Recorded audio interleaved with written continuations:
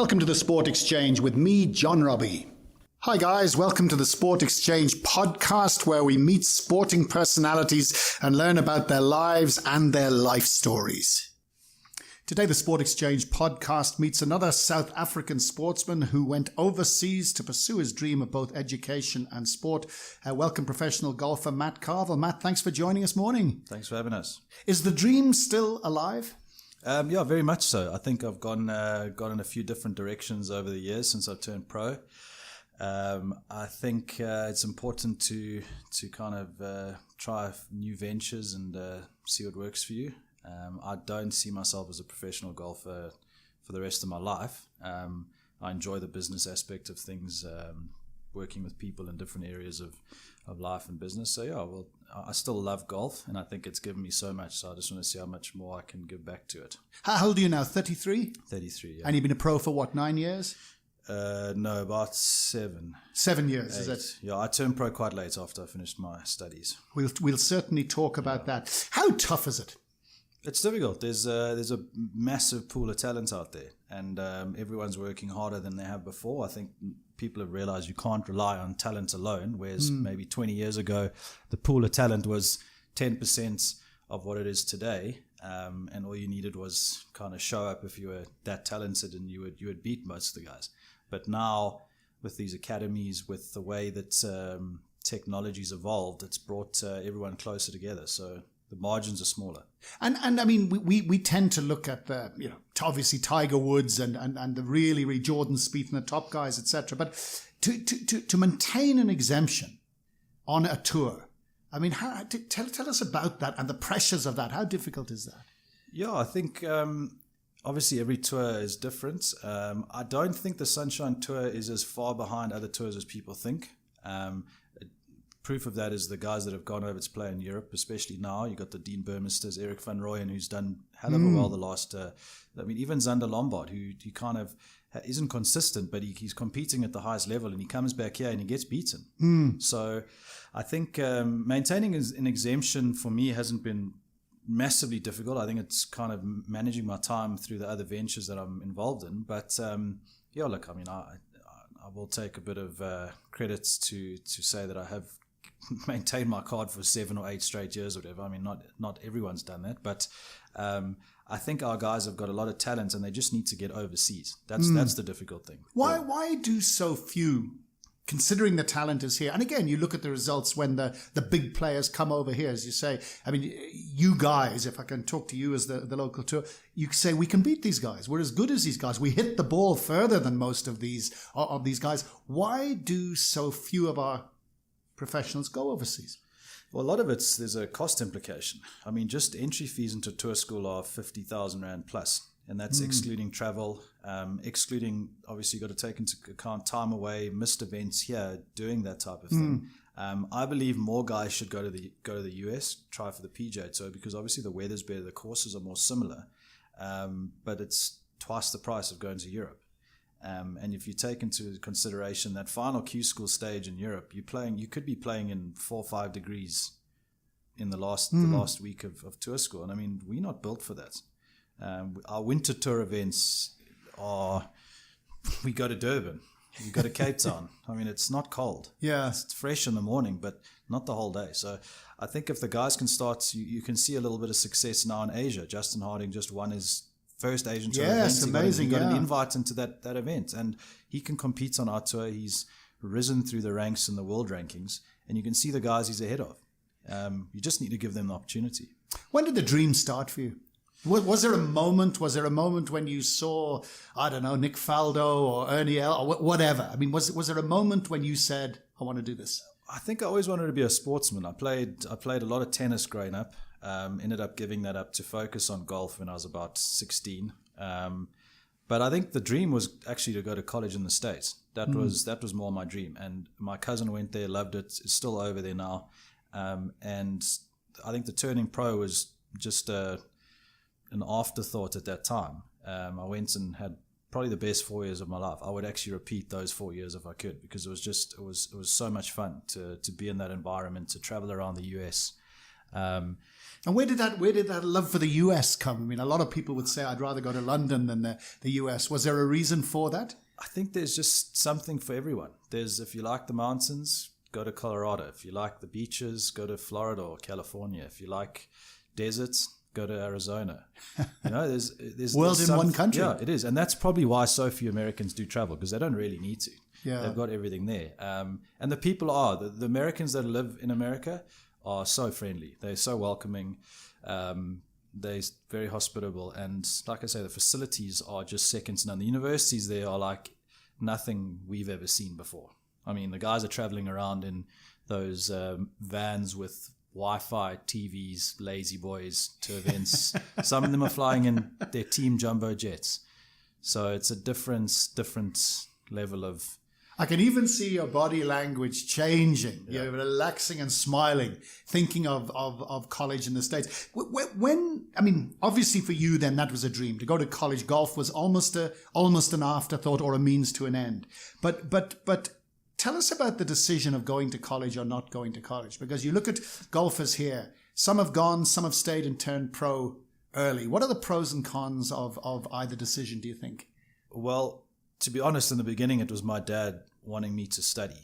And it's very difficult to study here and continue to play golf at a high level. Just purely the volume of work that our universities expect from the students is very high. And they don't leave a lot of room for sports.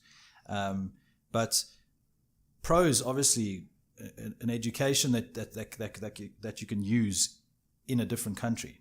Because if you get a degree here, you have to specialize to be able to move over to another country. Obviously, the States is one of them, but a lot of people go to the UK. But turning pro from the US is a lot easier than turning pro here and then trying to get back to the US. So that's why there's a big asset in turning pro over there, because it's easier to stay over there once you're there. And that's what I try and get a lot of guys to realize, because guys turn pro when they're 19, 20. They don't know how difficult it's going to be. And you don't know what you're in for, really. You get 10 guys, 7 will make it, 6 will make it. And I use that make it term very conservatively. Because making it means, I don't know, a couple $100,000 a year, keeping your card on the tour. Being able to pay your bills, yeah. What's that going to do when you got a wife and 2 kids? Yeah. So going to the US is definitely a bigger opportunity. There's more opportunity to be sponsored, to play on the tours over there, and obviously make it big literally overnight. If you win the right events over there, overnight you're financially secure. Whereas here, you win an event, it doesn't necessarily mean that. So how did it work with you? How good were you as a youngster, as a golfer? Well, and don't be modest. Don't be modest. No. I played too many sports, to be honest. I played cricket, tennis. I played, like I said, I was kind of splitting my time between tennis and golf. So you went to Danefern, is that right? I went to St. David's, and then I went to Danefern. Yeah. Purely, I think when I was 16 or so, I decided, well, let's give this golf thing a go and do it full time at Danefern, and they had a program that they started there. I played provincial golf. I took a year off after high school to try and get the CV to where I think it needed to be to get into the right university. Yeah. A lot of guys don't need to do that now because there's just so many tournaments they have the opportunity to play in. I mean, school is almost taking a back seat now. There's a lot of homeschooling, etc., that guys do so that they can play so many events throughout the year. What are your thoughts on that? I think school's important.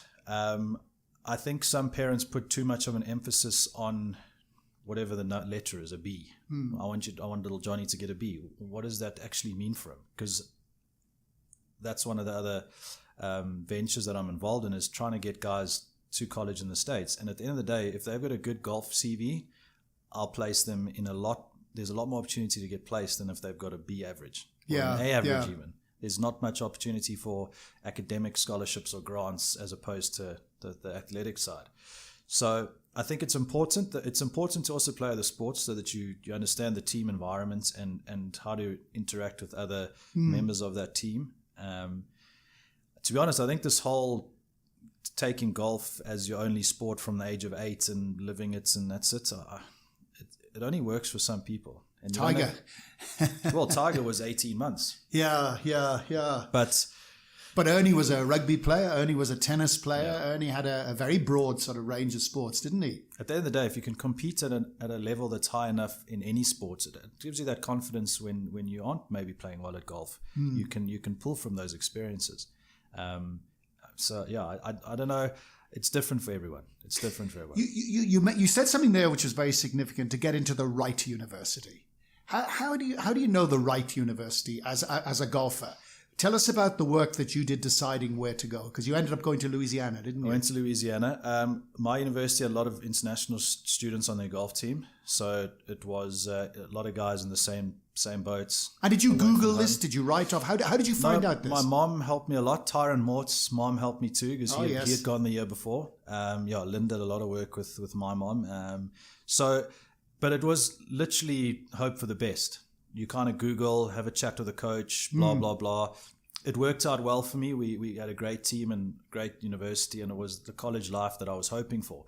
But there's been a lot of bad experiences because guys go at a time in their life when they think they have to go, so the year after high school, and they go for the sake of it because they need to get in there.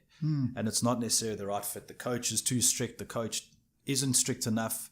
The facilities aren't anywhere near what they expected. The schedule that they play, they're not competing against. But now this is important. Again, if you could take the young Matt and go back, would you do anything differently in terms of preparing for the States? Or let me rephrase that. Give me more advice into how to choose the correct one, because a lot of what you've said about the strictness of the coach, etc., you're only going to find out with experience when you're there. How should a youngster do his homework and make the right decision? Give me more. That's a lot of what my job is. So for instance, I've got 4 or 5 of my teammates that are now in the coaching business over there. So I trust their word, they trust mine. I know what facilities that they have. And obviously in this day and age of technology, it's a lot easier to understand what they have. Yeah. 20 years ago, whenever it was, or 15 years ago, the websites were minimalistic. Now they've got videos of their campus, they've got videos of their facilities. Yeah. There's a lot more understanding of what you're going to get into. Having said that, it's also easy to sell it to a South African with no opportunity. If that's his only opportunity, that's what he's going to do. He has to go because there's no other universities that are interested. He left it too late. For me, the only regret was I would have changed my mindset going over there. I wouldn't have gone over there to come back. My mindset would have been to go over there to stay. Yeah. And that's what I say to the guys that I help out now. You've got to want to go over there for one, but you've got to want to go over there to stay, because there's no point in coming back. You're taking a step backwards. That's a big statement, and a lot of people might have problems with that.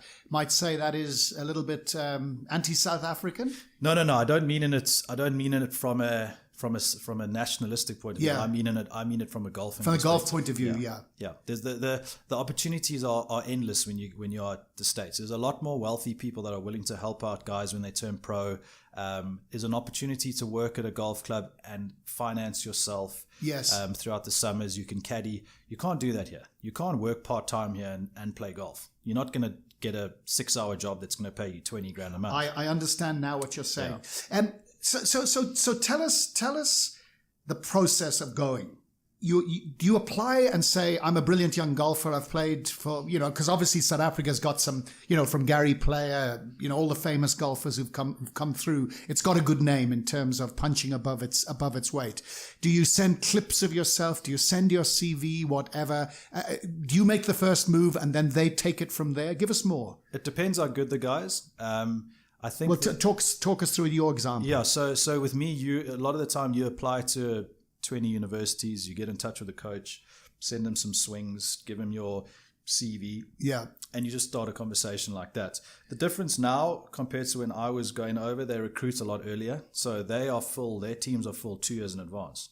So you could have a 16-year-old who's already committed. Wow. To verbally. You can't sign it, but when the November of their matric year, for the next August, they commit. So like 7 months before, but they're starting to talk to them when they're 15, 16 years old. So within the regulations, of course. Yeah. But the coaches over there are also very good. I mean, there are people, for instance, some of my mates, that's their job, to recruit. They are there to build the team, and they fly around the world if they've got the budget to go and watch these guys play. Let's go to budget now. I mean, I'm a young middle-class South African listening to this. How much will my parents have to pay? Or if I get a golf scholarship to the States, do they pay for everything? So it depends on the area in the States. California, you're looking at $60,000 a year. Right. Compared to the East Coast, where it could be $40,000 a year. Private universities, obviously more. Wake Forest is $70,000. But who pays that? So that's what your overall bundle of your bill is going to be, right? That includes everything. But then you get a scholarship based on that. So if you get a 50% scholarship, it's still going to cost you maybe half a bar, right? But if you get the right university, you get 90% scholarships, and it costs you less than 100,000 Rand. And it's actually going to cost you less than that because you don't have to house him, you don't have to feed him, you don't have to send him to tournaments, you don't have to worry about all his kit. So the university covers all of that. Practice, they've got TrackMan, they've got Sam Putt Lab, they've got their own golf courses, they've got their own travel bus, they've got it's just the opportunities are endless. So it's another 4 years of high school. Worst case. Yeah. Best case, the parents don't have to pay for anything, just a couple of flights. Yeah. And you say now part of your business now is helping kids. How does that work? Is this a formal business you have? Yeah. Can somebody out there who's a young kid from wherever, who's got a dream of being a golf pro, he's 15, 16 years of age, can they contact you? Yeah, so I've just partnered with a group called Aspire Atlantic, and it's across the board, all sports, not just golf. And they will do all the background work for you. Aspire Atlantic. Yeah, ASPIRE. Right. And they will do everything for you. They will literally, for a fee of between 2,000 and 8,000 Rand a month, depending on how much you want. The 8,000 Rand a month, they will pay for everything as well. Yeah. SAT entry and payments, the visa requirements, the I-20 forms, the contact with coaches, the videos, the swing analysis, blah, blah, blah. They will send that and do it all for you and give you updates as you go. Open the conversation with a whole bunch of coaches. And how long does that retainer last? No, that's a year, but the process will last longer than that. You only pay for the year, and then you get placed and they still look after you. So it's not just pay until you go over and just keep paying. So the cost saving is huge, though, because if parents try and do it themselves, it's very difficult to leverage yourself onto coaches. Of course. Whereas we can go and say, well, Wake Forest offered us a 50% scholarship. You offering us a 35% scholarship. Yeah. Or LSU's offering me a 90% scholarship. Why are you only offering me a 60% scholarship? And of course, your credibility is on the line as well. So guys you have to deliver. Guys, trust me. I've got a few guys over there, and they've excelled. Well, they've excelled here before they've even went. Do you want to give us some names of people you're looking at? Well, two. So my coach that was over there in Louisiana with me subsequently moved a little bit north to University of Louisiana Monroe, and Keegan McLachlan and Otto van Beinde are going there, and obviously they're friends. So very rare that you get two guys that good going to the same university with space, etc. But my coach is always very, very good at recruiting international guys. He always leaves space and looks after them, and he's very good at fundraising. So he just spent $250,000 on building a big short game facility with 3 holes, putting green, all the rest of it. So the like I said, it's very important to have the right coach there to understand that they're not really a coach. They're more of a manager. And that guy's manager, mentor. Yeah, that guy's got there on his own back with his own coach in South Africa, working the way he does. Yeah. Don't get him over and try and change it now. Yeah. Let him do his thing. And those guys are both top 15 in the country now. They've had a great last 18 months since they signed there. And my coach is loving me at the moment. Fantastic. All right. Well, we'll definitely put up the details on the website. How tough is it when you get there because you have to pass academically, don't you? I mean, they're quite strict. There are rules about that. Yeah. How tough is it as a young golf scholarship guy arriving in the States at one of the good schools? Well, academically, South Africa is lucky. We've got a very high standard of education, especially IEB. And guys don't struggle when they get over there. If they're getting a matric exemption, that's the least of their worries is their academics once they get over there. What did you do? Business management. Business management. Yeah. And obviously everyone's in the same boats as well. You've got a team support system over there. You get over there, you're in the dorms, you're in an apartment with guys on the golf team. You spend a lot of time together, help each other out, pull each other along. But how competitive is it? Because you're not guaranteed. The pool of players, every team's got 5 guys that travel. And you've got 3,000 Division 1 players. That's just Division 1. Then you've got Division 2, NAIA. Put it this way. If you're in the top 100 in the NCAA Division 1 rankings, you have pretty much I would say you're going to make it as a pro. Well, Dylan Fratelli is a classic example, isn't it? He was probably top 30. Yeah. But I mean, even on the Sunshine Tour, all the guys that were in my era, there's only 2 that aren't on tour anymore out of the 15 odd. So it's a good marker as to how well guys are going to do, because you learn to travel, you learn to play in different weather conditions throughout the US. You also played against such a big pool of talent. The talent pool is huge, and the guys are good, and they're getting better because they've got all the money to throw at it as well.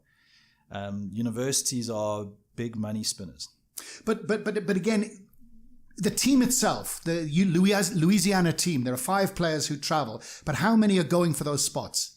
Generally a squad of between 7 and 9, 7 and 10. So what happens if you don't make it? You didn't make the rugby team. You don't travel. You don't travel. But that's also part of my job. I won't send a guy to a team that I don't think he'll play on. Yeah. I will make sure that worst case he's going to be the 3rd best there, for instance. Yeah. I don't want him to go there because I hated when I didn't travel. I missed 2 events in 4 years out of about 45. So what happens? Is it like rugby? My background, does the coach pin up a team and you've been dropped? You play qualifiers. You play qualifiers. Obviously, golf's a lot easier to understand because it's a number. If he beat you, he shot 71, you shot 72. There's no emotion involved in it. Yeah, he made the team.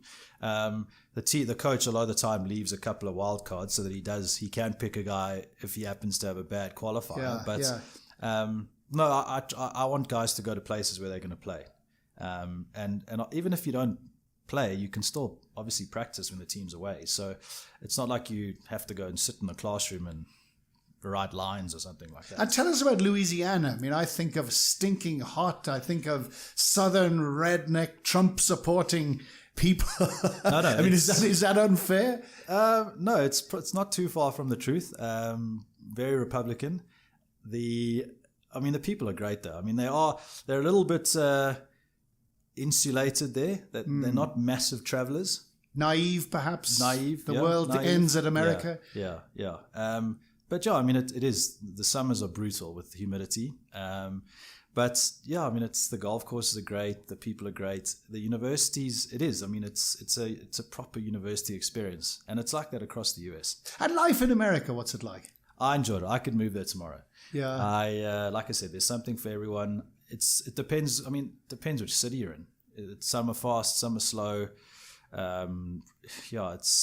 It's the saying "too big to fail." I think it's very true when it comes to America. There's a lot of opportunity. Tell us about the pitfalls or the downside of it, because obviously you had a very successful time at university over there in your golf and your studies and so on. But what are the dangers? Who shouldn't go? Let me put it that way. Who shouldn't go? I think guys who... Or what are the warnings you'd give to somebody going? I think guys, if you don't want to go, that's the biggest worry is guys go even though they should, even if they don't really want to. Yeah.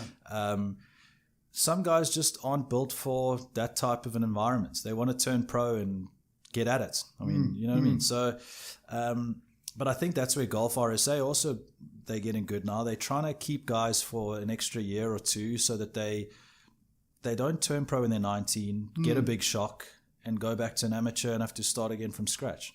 I think it's important for a guy to understand what he's getting into. And if you can't make it at college in the States, maybe he gets a degree, marries an American girl, and stays there anyway. So there's not many pitfalls. The only pitfall I would think is more from his structure here. If he's not going to school a lot, his grades aren't very good, and he's not massively interested in that type of thing, you have to be eligible to play. Yeah. So if he's not eligible, he's not going to play. Yeah. So what does that mean? If you're not passing your exams, getting your grades, you're not allowed to play your sport. No. And is that strict or is that? Yeah, no, that you're a student athlete, not an athletic student. Yeah. That's their big motto over there. You're a student first. And they're very strict from social media standpoint. You can't put all kinds of stuff on Facebook and Twitter and Instagram with you with a beer in your hand and stuff like that. It's very, very image conscious. And they look after their guys, and so they expect the same in return. And do they teach you, I mean, you speak obviously very, very well. Do they teach you how to handle the media? Do they teach you how to handle your finances? Do they teach you the management side of being a golf pro? Not really. I think if you maybe a Jordan Spieth or a someone like that. The other sports, you see, the golf at college in the States isn't a money earner, so there's not a lot of coverage when it comes to... Not like football. Yeah, I mean, football, I mean, they're earning, it's $400 for a ticket for the big games. And they get 100,000 at some of the comfortably, you can't get one. You can't get a seat. So I think those guys are the ones that need more help.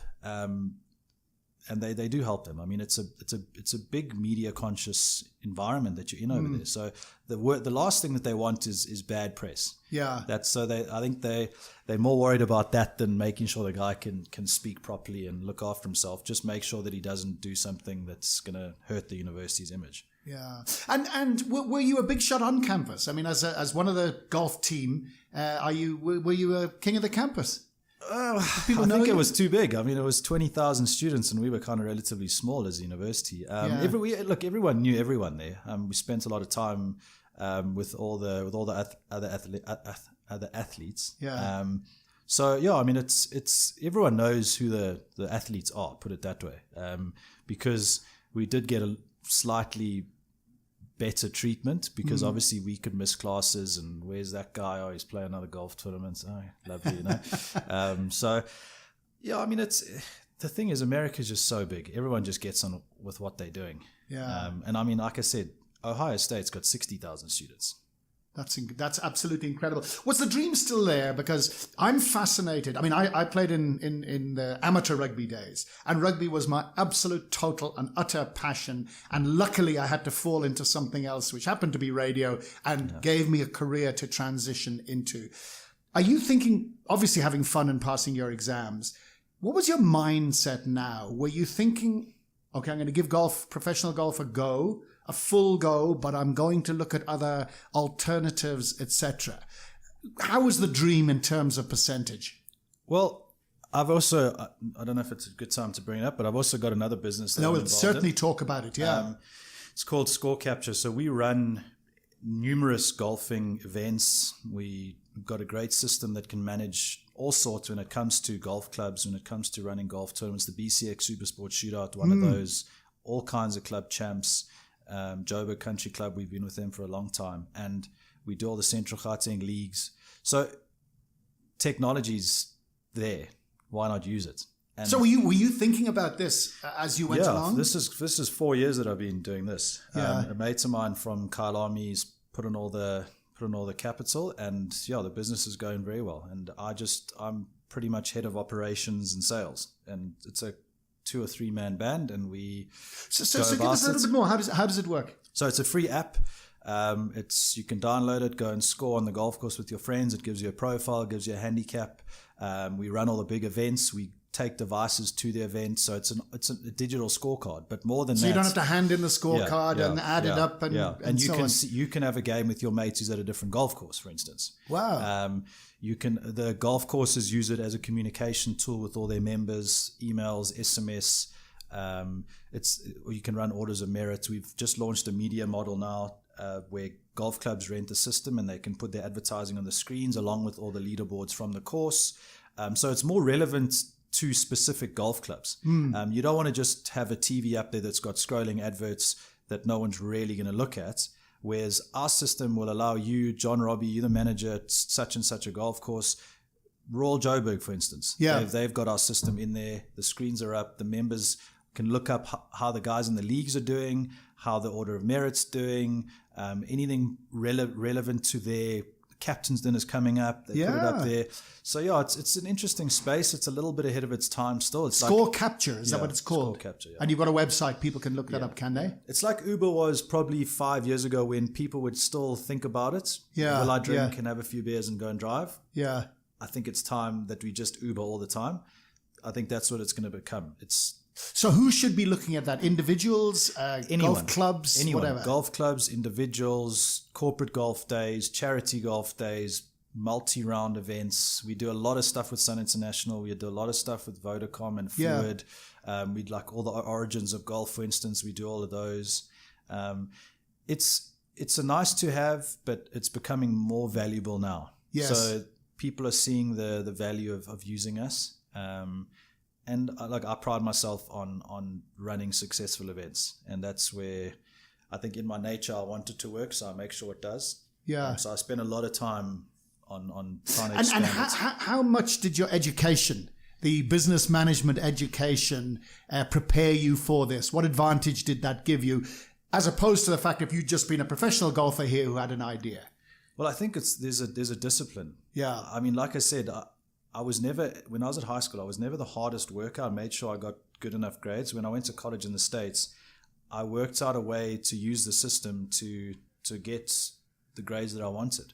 And I think that's important. You have to understand that this world is based on relationships. And that's how I sell our system and get into the right areas of golf, of business.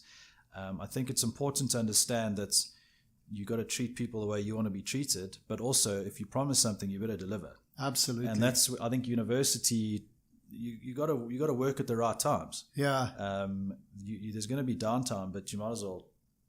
Is the system score capture just in South Africa, or are you? No, we've done overseas? events overseas. We've done the Lombard Insurance Classic in Swaziland, but Yeah. apart from that, we've just actually moved into Royal Harare Golf Club. We did a Toyota Teen Junior World Cup in Japan a few years ago. Wow. We've done a pro events in Equatorial Guinea. Look, you can use it anywhere in the world. Yeah. What about the States and Japan? Because they're the big ones, eh? We will look at that. We're just making sure that everything we want built is built. Yeah. And works. And then we'll look at where we want to take it. And is it yourself, or do you have? You talked about an investor. Have you got a backer? Yeah, a good friend of mine owns it. Yeah. I work for him, and yeah, it's been a lot of fun. It's grown arms and legs. It started as something very small, and I can't believe that 4 years later, but the last 2 years, where it's gone to. I mean, we get great feedback, and it's fantastic. Yeah. I'll certainly have a look at it. Score capture. And what does that do to your head that you've now? Because I pick up the excitement from you talking about this business that is combining your love of golf and another career. You've had injuries, is that right? I'm injured at the moment. What is it, back? Yeah, bulging disc in my lower. Now that must be very worrying. Yeah, because I've never been injured before, and I do. Because you're a big gym guy, aren't you? I train a lot. Yeah. I really enjoy it. I used to practice a lot. I think I used to practice for the sake of it. Now it's more focused because of these other ventures I'm involved in. But yeah, it kind of crept up on me. And about 2 months ago, I probably played 4 rounds of golf in over 2.5 months. So it's difficult. Luckily, I've got these. I don't know what I would do. I don't know what other guys do if they sit around for 2.5 months and can't do anything. I've got other things that keep me busy. So I'm blessed. Are you getting to a stage where you're going to have to make a decision? I mean, I know you finished second in the Zim Open. You've kept your card, as you say, etc. But without being unkind, have you been disappointed at the way your pro career has gone? Well, the last year... I don't mean that to sound... No, but just being realistic. You've got to be objective about it. I think the last year has been... I can see the most improvement in my game. I got to a point where I was far too technical, and it looked pretty, but wasn't efficient. Yeah. Whereas now, I really don't worry about what it looks like. I think everyone's got their own tendencies, but let's fix the flaws that are there and work through that. But... the nice thing about the businesses I'm involved in, playing golf keeps me in the right circles. Yeah. So, and vice versa. Keeping me in the right circles gets me in front of the right people when it comes to the other things that I'm involved in. So, and to be honest, I might step back and play a few less tournaments, but the maximum I'm going to play is 25 a year. There's 27 weeks where there's no events on in South Africa. Yeah. So it's not like I have to play 40 weeks in a year and I'm trying to juggle 20 different things that I'm doing. Do you think it might help your game? Presuming your back recovers, the fact that you've got, in a way, the pressure is off you to deliver every single time. Do you think that might help you in terms of enjoyment and performance? No, definitely. Because I'm one of those guys, I'm all in. And if I'm all in too much, it hurts me. Yeah. I get too involved. There's too much emphasis on maybe the wrong things. Whereas now I can focus on my head's probably the clearest it's ever been when it comes to golf. It's just ironic that my body can't perform the way I want to at the moment. So, like, is there a lesson for golfers there who've got nothing else, and maybe they are too focused and they're too hard on themselves and down on themselves, and it becomes a downward spiral? They should look for something else. Well, you must remember, like I said, there's 27 weeks in a year, call it 25 weeks in a year, where you've got an opportunity to do something else. It doesn't have to be something that's going to be mind-blowingly difficult. Yeah. But there's an opportunity to maybe build for 10 years down the road when you decide that I don't want to travel anymore. I don't want to be away from my family. Yeah. Why not? A few guys on our tour have studied part-time. But it is an opportunity to look at things. It's, like I said, South Africa is a little more difficult in that respect. In the States, it's easy to have a part-time job because of the hourly wages are a lot better. Here, it's a little more tricky, but I believe if you want to do something, you put it out there, something hopefully will find you. And that's what happened with me. There's a couple of opportunities that opened up to me, and I just took them and said, let's just see how far we can take this. Fantastic. So you've got the score capture, which you've told us about, and you're also there as a conduit, if you like, for young golfers who want to go to college in the States. Where do you think you'll be in 10 years' time? Ideally, I mean, multimillionaire living. Well, hopefully traveling back and forth to the States with various other business opportunities. But I mean, I try to focus as much as I can on the present, with an idea of obviously where I want to go. I believe if you do the right things now, obviously the future will take care of itself. But you still have to put a plan in place. I don't see myself playing 20 events a year on the Sunshine Tour for the rest of my life. Yeah. I think I'm the type of person I work better with a bit more pressure. So if I'm playing 15 events in a year, maybe it's better for me. Maybe I understand. One thing I've noticed, just wrapping up, Matt, that a lot of professional golfers are very negative. They're very negative about themselves. They talk themselves down. And they also don't appreciate something that you've said, moving in the right circles. When you're playing in these pro-ams before professional events, you get 5 hours with no cell phones with some of the top business people in the country. Do you think pro golfers make enough use of that or realize the opportunity that's there? I don't think they do. I think, it's a difficult one. I don't want to speak ill of professional golfers. Yeah, but, and I suppose it depends on the personality. Yeah, it does depend on the personality. Some guys just aren't interested in that. The pro-am is there, you look after the sponsors, and that's it. They're not necessarily interested in building relationships that last longer than that. To be honest, from my side, I just try and take as much as I can from that business world and learn about it, because those guys have done it and they've made it. And that's why I think having mentors, having guys that understand where you may have come from and want to go is also important. I think it's difficult in this day and age to expect to play with a wealthy businessman and hope that he just sponsors you. Yeah. But I think there could be more done to maybe build on that conversation. Maybe build a network. Yeah. I mean, your network is your net worth at the end of the day. How many jobs do people get from actually applying blind and hoping that they like their CV and maybe a good interview? A lot of it's through this guy and that guy. All things are equal. People will do business with people they like. All things not being equal, people will do business with people they like. I think that's a message all of us must take on board. And Matt, it's been fascinating talking to you. Thank you very much indeed, and everything of the best for the future. Thanks for having me, John. What an interesting insight into the world of golf and university golf in the States. Thanks, Matt Carvell. And thanks again to Slow in the City for hosting us. Have you tried their new restaurant called The Course yet? You should. Don't forget to subscribe on Apple Podcast or your favorite app, and follow us at TSE Advisory for updates. See you next time. Cheers from John Robbie.